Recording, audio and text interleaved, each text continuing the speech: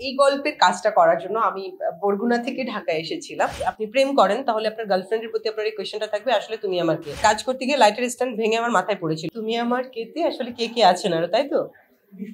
আচ্ছা, সুজন হাবিব আছে, ইমু শিকদার আছেন, আমি আছি। বেসিক্যালি এই তিনজনের একটা ট্রায়াঙ্গেল গল্প। এখানে আরো অনেক পারফর্মাররা আছেন, আরো কিছু ফ্যামিলির ইনভলভমেন্ট আছে। আমি সরি যে আমি তো সকলের নাম জানি না। তো গল্পটা ভীষণ সুন্দর, আপনাদের ভীষণ ভালো লাগবে। এবং অলরেডি তুমি আমার কে, এই গল্পটা প্রচুর প্রচুর জনপ্রিয় হয়েছে। যারা দেখেছে তারা ভীষণ রকম পছন্দ করেছে। আপনারা আমাকে ইনবক্সে প্রচুর সাধুবাদ জানিয়েছেন। সো এখনো যারা দেখেনি তাড়াতাড়ি দেখে নিন। এই গল্পটা বেছে নেওয়ার কারণ হচ্ছে, প্রথমত আমাকে যখন ডলার ভাই ফোন করেন, আমি তখন বাড়িতে, আম্মু অসুস্থ, তো আম্মুকে দেখতে গিয়েছিলাম।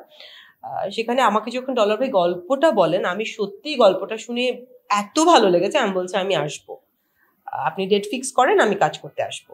এবং আমি শুধু এই গল্পের কাজটা করার জন্য আমি বরগুনা থেকে ঢাকায় এসেছিলাম।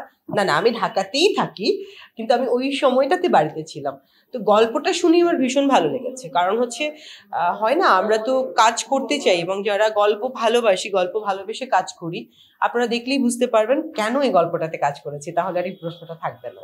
না, এই প্রশ্নটার মধ্যে শৈশব কৈশোর বলে কিছু নেই। একদম মৃত্যুর আগ পর্যন্ত আমাদের মনে এই প্রশ্নটা থাকে। যদি আপনি প্রেম করেন তাহলে আপনার গার্লফ্রেন্ডের প্রতি আপনার এই কোয়েশ্চেনটা থাকবে, আসলে তুমি আমার কে বা আমি তোমার কে। যদি ম্যারিড হয় তাহলে হাজব্যান্ডের কাছে এই প্রশ্নটা ওয়াইফের থেকে যায়, কারণ নানান কারণে খুঁটিনাটি অনেক কিছু ঘটে। আলটিমেটলি প্রশ্ন দাঁড়ায় আমি তোমার কে বা তুমি আমার কে। সো এটা একদম লাইফ লাইন, ট্যাগ লাইন, একদম জন্ম থেকে বলবো না, একটু বুঝতে শুরু করার থেকে নিয়ে শুরু করে এন্ড অফ দ্য লাইফ এই প্রশ্নটা থেকেই যায়। নাটকের স্ক্রিপ্টে তুমি আমাকে সুন্দর করে লেখা আছে, আর বাস্তব জীবনে এভাবে লেখা থাকে না।